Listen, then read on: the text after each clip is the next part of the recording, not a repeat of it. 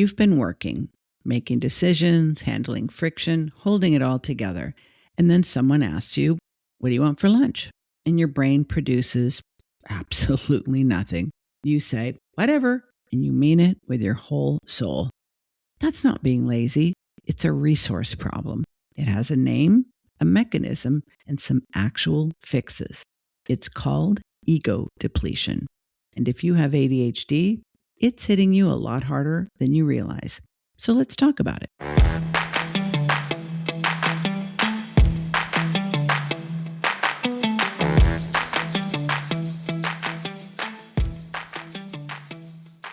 So the concept of ego depletion comes from a social psychologist named Roy Baumeister, who, along with his colleagues, proposed in 1998 that self-control functions like a limited resource.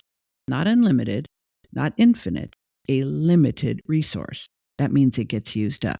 Now, before you get hung up on the word ego, because I know some of you are thinking it's just like arrogance, narcissism, or something that Sigmund Freud talked about.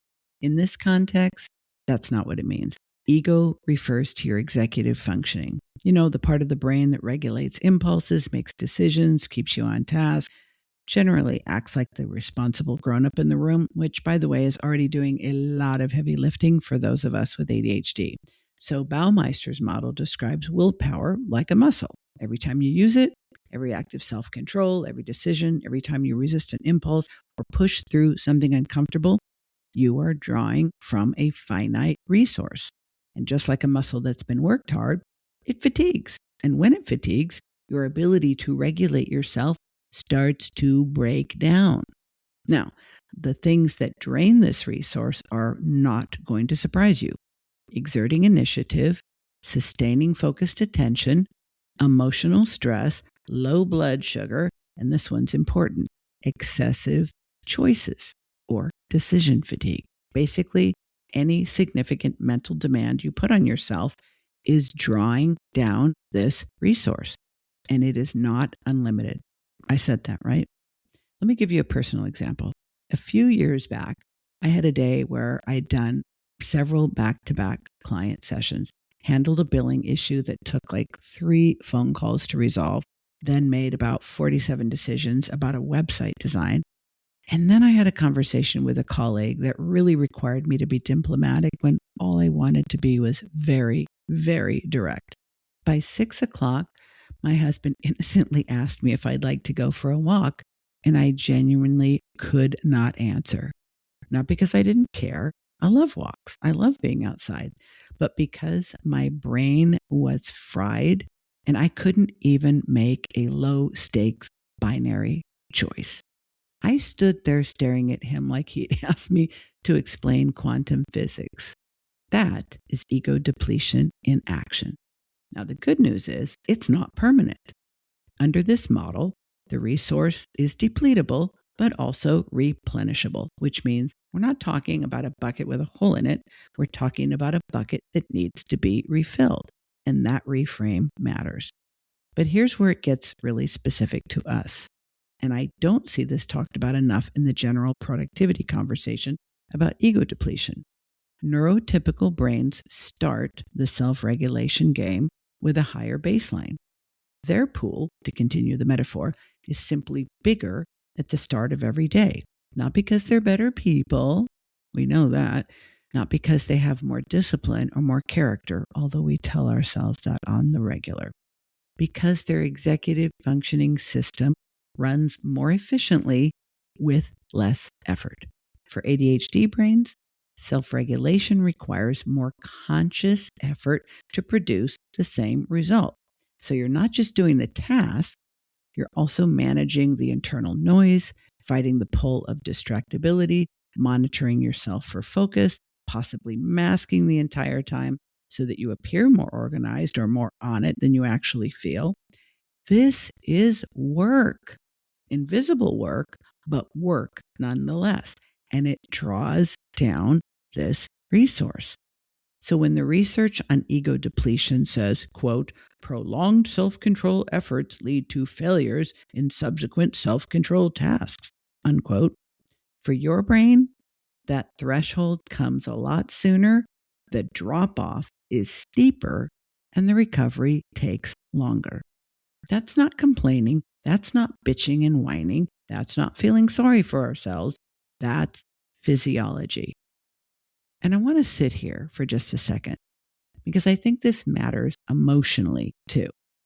So many of us have spent years, let's be honest, decades, believing that our afternoon crashes, our impulsive decisions, our inability to stay on task after a certain point in the day mean that something is fundamentally wrong with us, that we're lazy or undisciplined, that if we just tried harder, we could get it together.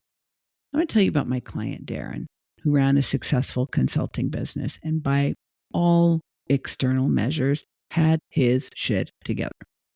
But he came to me because he kept making what he called stupid decisions late in the day. Agreeing to scope creep on projects when a client pushed back, saying yes to speaking gigs he didn't actually want, sending emails he'd regret by the morning. Darren was convinced there was something wrong with his judgment and that he just couldn't trust himself. But when we mapped out when these decisions were happening, almost every single one occurred after 3 or 4 o'clock in the afternoon on days when he'd been in back-to-back calls or doing deep work since early morning. His judgment wasn't broken. His account was overdrawn. That is a very different problem that requires a very different solution. Ego depletion is a different story, not lack of discipline. There's a difference, and the difference is not semantics. One is a character indictment, the other is a resource problem.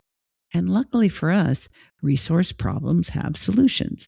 There's also something specific I want to name for entrepreneurs in particular. That is the emotional labor of running a business. If you're client-facing, you're managing other people's emotions alongside your own. You're also handling the uncertainty of your income, the weight of decisions that have real financial stakes, and the vulnerability of putting yourself and your work out there constantly. That kind of emotional stress is one of the primary ego depletion triggers. It is not incidental to your work. It is your fucking work, which means if you're running closer to empty on the regular, that's one of the main reasons why. Add rejection sensitivity into the picture, and you've got a system that processes emotional events more intensely and more frequently than the average. More intensity plus more frequency equals faster depletion. Full stop. Now, before I keep going, this is hitting home for you and you're thinking, okay, I get it, but I need actual support, not just a podcast conversation. That's what I'm here for. I work with established entrepreneurs who have ADHD traits, diagnosed or not, and we build business strategies that work with how your brain actually operates. You can find out more about working with me at dianewingercoaching.com. There's a link in the show notes, but you knew that, right? Okay, back to it. So let's get specific about those depletion triggers because naming them is genuinely useful, not so that you can feel worse, but so that you can start seeing the patterns and know what to do about them. Number 1, excessive choices. This is such a biggie, and they're particularly brutal for ADHD entrepreneurs because the nature of running our own business means you're making decisions constantly. Decision fatigue hits harder when your working memory is already overtaxed. It's not that the decision itself is tiring, it's that your brain never really filed the previous decisions away. They're all still like open tabs on your computer. True story.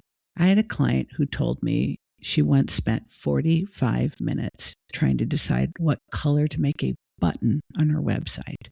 No joke. 45 minutes. Not because she's indecisive by nature. She's not. But because she had already made like 83 other decisions that day and her brain was running on fumes. The button did not deserve 45 minutes, but that's what depletion looks like. Okay, number 2, emotional stress. I've already been tapping into this, but I want to add one more specific aspect of it that I see constantly with my coaching clients. The emotional energy of ambiguity, not knowing if a launch is going to work, not knowing if your biggest client is truly satisfied and intends to stick with you. The constant low-grade hum of uncertainty that's just part and parcel of entrepreneurship.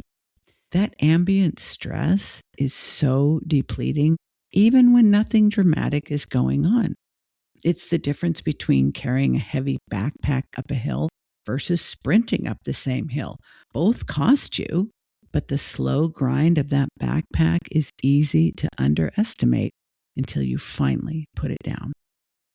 Next, prolonged focused attention. Now that may seem obvious, but also counterintuitive for my hyper-focusers. I see you. Hyper-focus feels productive and energizing in the moment, and sometimes it genuinely is, but also can create a kind of cognitive debt. You've spent everything you had on one thing, and there's nothing left for anything else.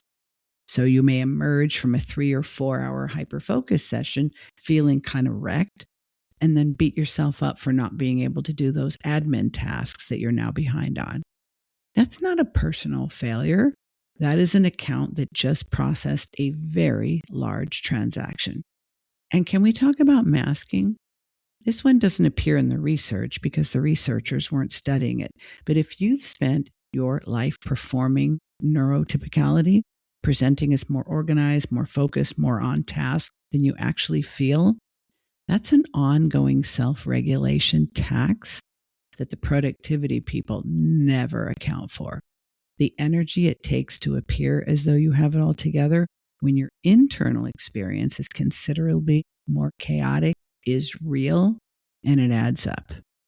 I want to take a beat here and be straight with you because intellectual honesty is how I show respect. The ego depletion research is not without controversy. Baumeister's original studies have been challenged by large-scale attempts to replicate, some of which found no ego depletion effect at all. There are meta-analyses arguing the publication bias inflated the original results, and this is an ongoing debate in the field of social psychology. It's not been resolved. So, does that mean we should throw the whole concept out? I don't think so, and here's why. The mechanistic debate, what exactly is happening in the brain and how large the effect actually is, that's a scientific conversation, and it's still going on. But the experience of running out of mental gas is something that is well documented, and I see over and over and over by the people actually living with it, including myself. So treating it as real, I think, has practical value, even if the precise neurological story turns out to be more complicated than the original research suggested.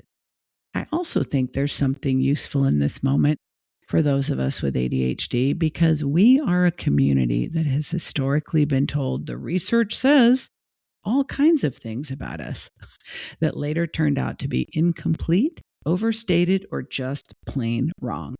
So we already have the skill of holding scientific findings with nuance because we've had to. So I think ego depletion is a useful frame with real explanatory power. If the underlying science is still being worked out, I'm cool with that because both of these things can be true at the same time. All right, you ready for the practical strategies? And I'm going to be specific here because manage your energy better does nothing for anybody. Number 1, find your peak window and treat it like the prime real estate it is. Not do important tasks first thing in the morning. That's generic advice that doesn't account for the fact that a lot of folks with ADHD take a while to get their brain game on. So my peak window may be 7 a.m. Yours might be 10 a.m. or 1 p.m. You might have an unusual stretch in the late afternoon. That's your peak. But I promise you already know when it is because that's when things simply feel less hard. Here's what protecting that window actually looks like in practice. No meetings are scheduled during those hours unless they are genuinely the highest value use of that time. Email does not get checked before that window closes. Admin tasks, social media, and reacting to anything, all of that lives outside your primetime window. I had a client who was a graphic designer who was booking discovery calls starting at 9 a.m. because she thought that was being professional. Her creative brain, the one she needed during those discovery calls, that brain wasn't fully fired up until at least 11 a.m. So she was meeting with potential clients when she was at her worst, and then doing her actual work during the afternoon, including fielding Slack messages and handling invoices. So we flipped it. Discovery calls moved to the late morning or afternoon. Focused design work claimed late afternoon. Her output quality went up, and her closing rate on discovery calls improved considerably because she was actually present and sharp when she was having it. Second, do a decision audit and ruthlessly pre-decide as many things as you can. I encourage my clients to do this either on a Sunday night or, better yet, the last thing they do on Friday before they wrap up their work for the week. I just made this recommendation to one of my brand new clients this past week. Pre-make as many recurring decisions as possible. What does your ideal week structure look like for the following week? Decide ahead of time. Which days are for client work? Which are for content creation? Which are for strategy? Which are for admin?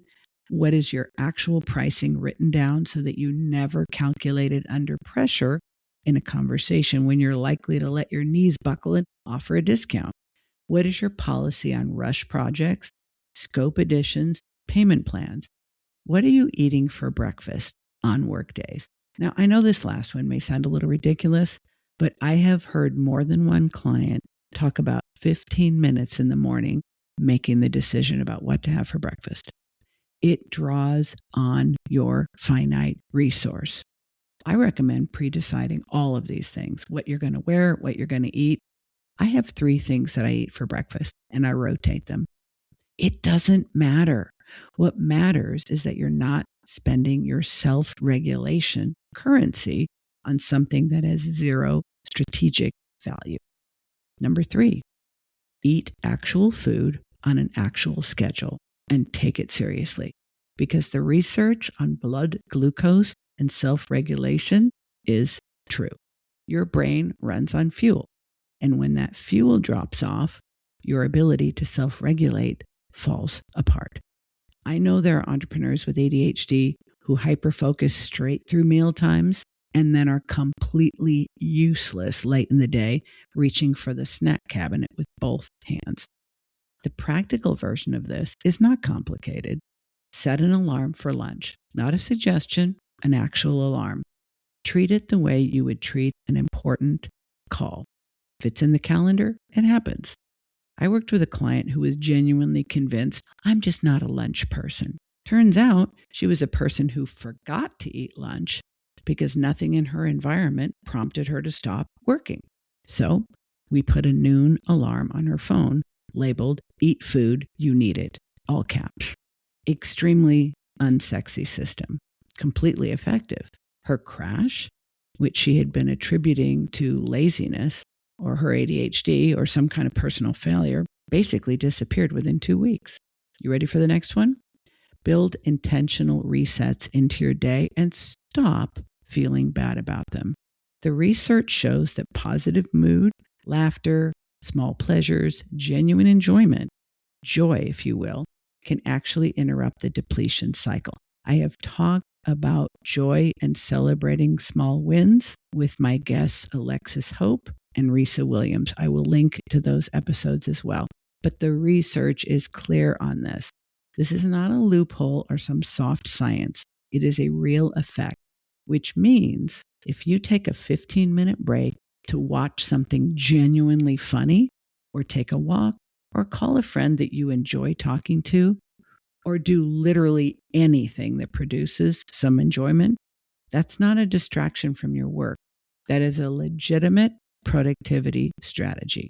You are doing maintenance on the equipment. What this looks like in practice?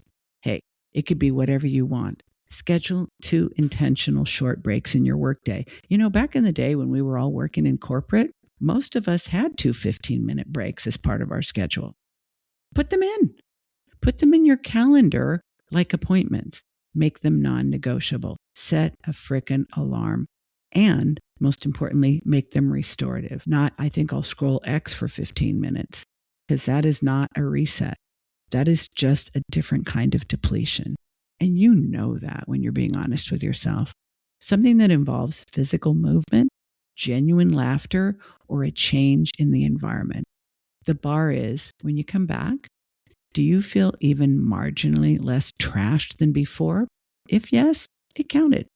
Next one, and I know you're probably getting tired of hearing me talk about this, but here I go again. Sleep. The resource model is abundantly clear. Sleep is the primary mechanism for replenishing your self-regulation capacity. A full night of sleep basically resets your account. Chronic sleep deprivation, on the other hand, is chronic ego depletion. You literally start every freaking day overdrawn before anything has even happened. Now, I know some of you are night owls whose brains finally get cooperative after 10 p.m. So the idea of giving that up is like, fuck you. Listen, I'm not here to shame you. I often find a creative flow late in the day. I'm not the 1 a.m.er, but I know many people who are. I've had enough conversations with enough entrepreneurs with ADHD to understand the genuine appeal of those quiet nighttime hours when the rest of the family is asleep and the world finally stops making demands on you. But here's an honest question we're sitting with. Is staying up late because that's when you're finally able to be productive real? Or is it because when you can finally be unbothered, unpressured, and free to follow your own brain? Because if it's the second, that's worth knowing. That need is legitimate, but I'm pretty sure there are better ways to meet it that don't cost you the next day. Here's what I want you to take away from this, and I want to say it clearly because it's so important. Ego depletion is not an excuse. It is a design constraint. And the most effective thing you can do with any design constraint is to build around it, not pretend it doesn't exist.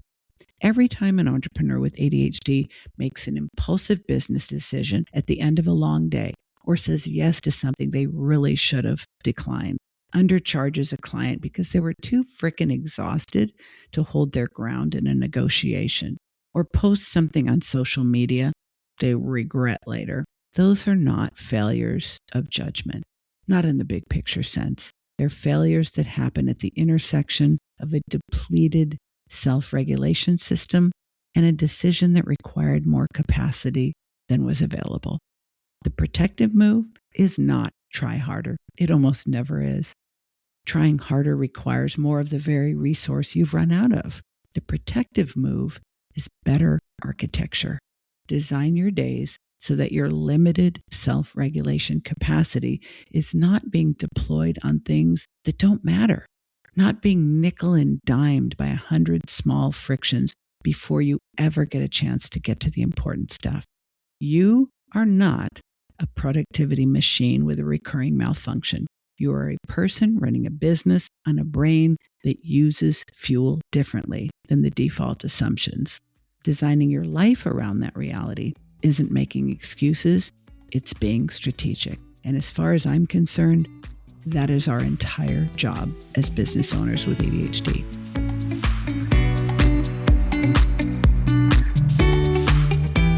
Okay, friend, that's a wrap on this one. If it resonated with you and you want to dig into what this looks like in practice for your specific business, the scheduling, the decision architecture, the sustainable pacing, that's the kind of work I do with my one-on-one clients. You can learn more about it at dianewingercoaching.com. And if you're not already subscribed to this podcast, now would be a great time for you to do so you don't miss everything coming next. If you want to continue the conversation, come find me on LinkedIn. I'm at Diane Wingert Coaching. I would genuinely love to know if this one landed for you. So until next time, take care of your brain. It's the only one you've got, and it's working a lot harder than you give it credit for.